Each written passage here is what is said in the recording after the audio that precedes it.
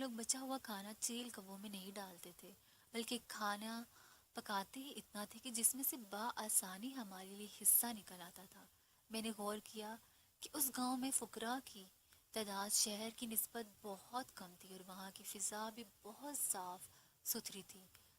اسپتال سنسان پڑے رہتے تھے۔ زیادہ مزہ اسکول کی کینٹین میں آتا تھا، جہاں تلے نان کھانے کو ملتے تھے۔ دن بہت مزے سے گزر رہے تھے کہ ہمیں شہر سے پیغام بھیجا گیا کہ وبا ختم ہو گئی ہے۔ سب کوے جانے کی تیاری کرنے لگے۔ میرا دل ابھی بھی اس لڑکی میں پھنسا ہوا تھا۔ شاید وہ بھی مجھے چاہتی تھی۔ ایک دن ہمت کر کے سوچا اس سے مل آتا ہوں، لیکن آج میں معمول سے ہٹ کر ذرا جلدی ہی اس کے گھر کی چھت پر اس کا انتظار کرنے لگا۔ کافی انتظار کے بعد وہ آئی۔ اس کے ہاتھ میں ایک فون تھا۔ وہ فون پر کسی کو کہہ رہی تھی، میں فضیلہ بول رہی ہوں۔ کیا ہوا، بھول گئے ہو مجھے؟ اوہ، تو اس کا نام فضیلہ ہے۔ واہ بنانے والے، کیا ہوتا جو میں اس حسین فضیلہ کا فاضل ہوتا۔ فضیلہ چھٹ سے آ کر چارپائی پر بیٹھ گئی اور فون میں اپنی شکل دیکھنے لگی۔ شاید وہ فون میں کسی کو دیکھ سکتی تھی۔ وہ آدمی تھا کوئی۔ اس نے اس کے واری صدقے جانا شروع کر دیا اور کہنے لگا، آج تو قیامت ڈھا رہی ہو، کیا لگا کر آئی ہو؟ فضیلہ شرماتی اور کہنے لگی، آپ کی نظر کا دھوکہ ہے۔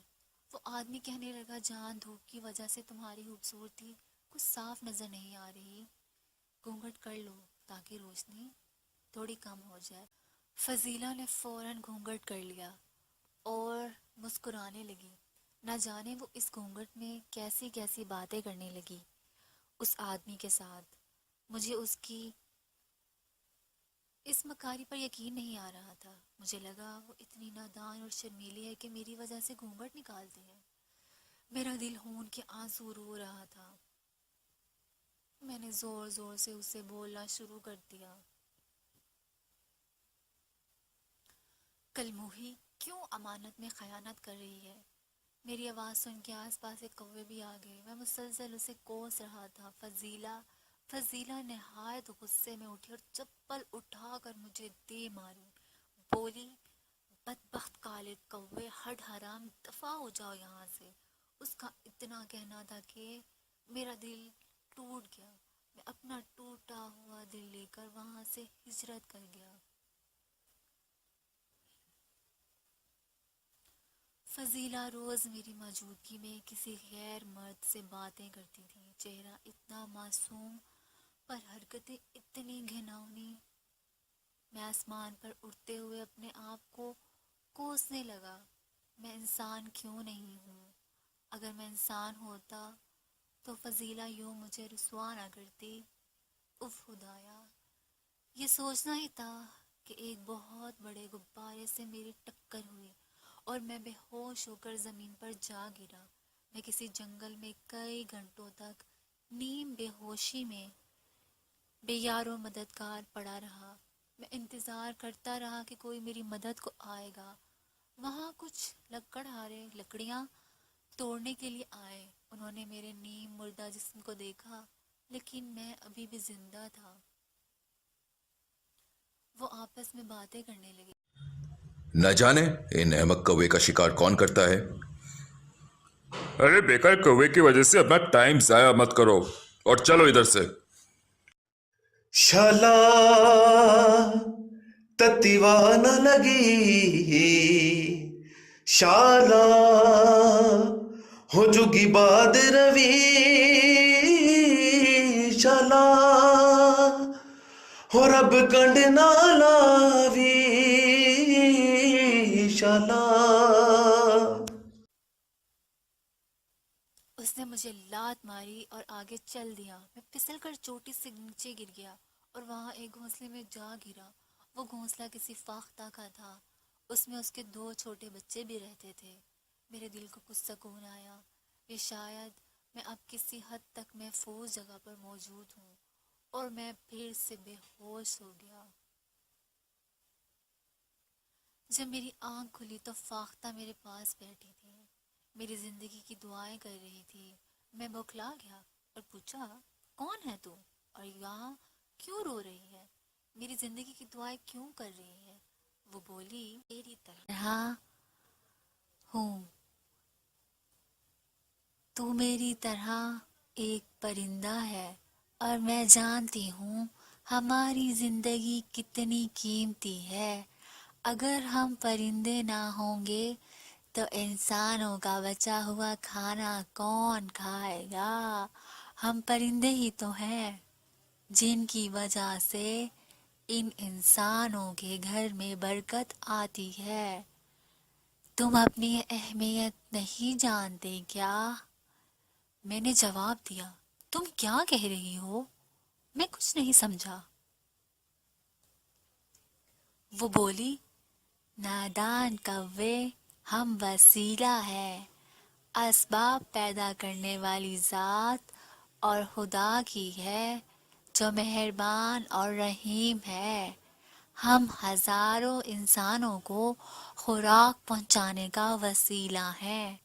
خدا ہمارے ذریعے ان انسانوں کی شفقت، رحم دلی اور ایمانداری کا امتحان لیتا ہے۔ ہمارے ہونے سے ہی تو آسمان آباد ہے۔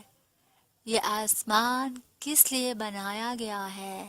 کیا تمہیں کچھ خبر ہے؟ میں نے نفی میں سر ہلایا۔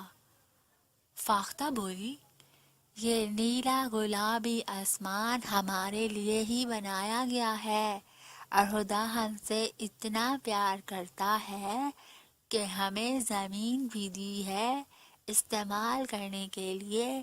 ہم جب چاہیں زمین پر چل سکتے ہیں، جب چاہیں آسمان پر اڑ سکتے ہیں، اپنی مرضی سے کہیں بھی۔ کیا کوئی ایسا مخلوق کے بارے میں تم جانتے ہو جو بیک وقت آسمان اور زمین کو استعمال کر سکے؟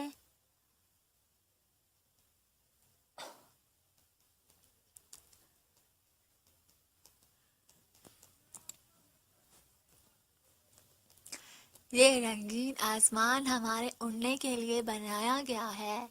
انسان کمزور، کم عقل، بزدل، وہ کبھی اس قابل نہیں بن سکتا۔ یہ ہماری فطرت میں شامل ہے، نادان کوے، کہ ہم ان انسانوں کا فائدہ کر کے ہر تصویر کو مکمل کرنے کے لیے جو کالا رنگ چاہیے ہوتا ہے وہ کائنات میں موجود تمام کوے پورا کرتے ہیں۔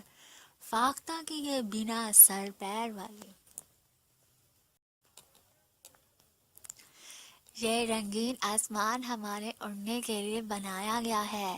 انسان کمزور، کم عقل، بزدل، نالائق، وہ کبھی اس قابل نہیں بن سکتا کہ ہماری طرح اڑ سکے۔ انسان اپنے فائدے سے بے نیاز کبھی کوئی کام نہیں کرتا۔ یہ ہماری فطرت میں شامل ہے کہ ہم ان انسانوں کا فائدہ کریں۔ ہر تصویر کو مکمل کرنے کے لیے جو کالا رنگ چاہیے ہوتا ہے وہ کائنات میں موجود تمام کوے پورا کرتے ہیں۔ فاختہ کی یہ بنا سر پیر کی باتیں میری سمجھ سے باہر تھی۔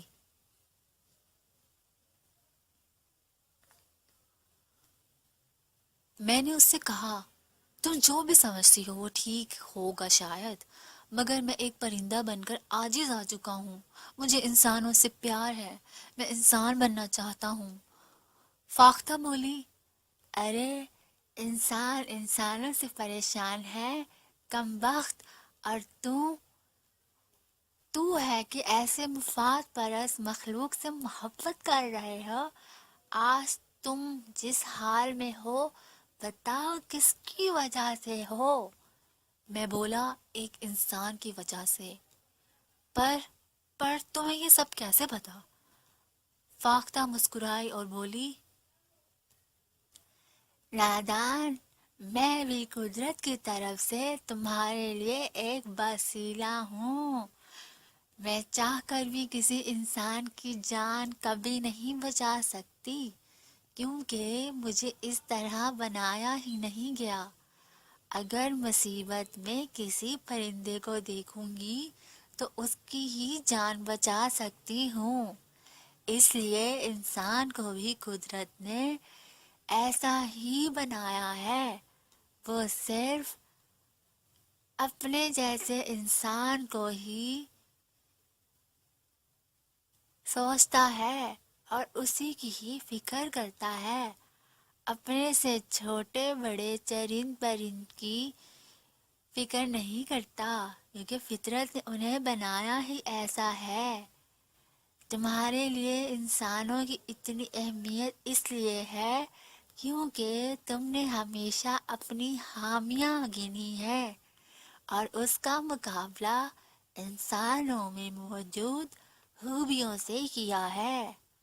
کبھی تم نے اپنی خوبیوں کا استعمال کیا ہوتا، ان پر اپنے رب کا شکر ادا کیا ہوتا تو احمق کوے آج اس حال میں موجود نہ ہوتے.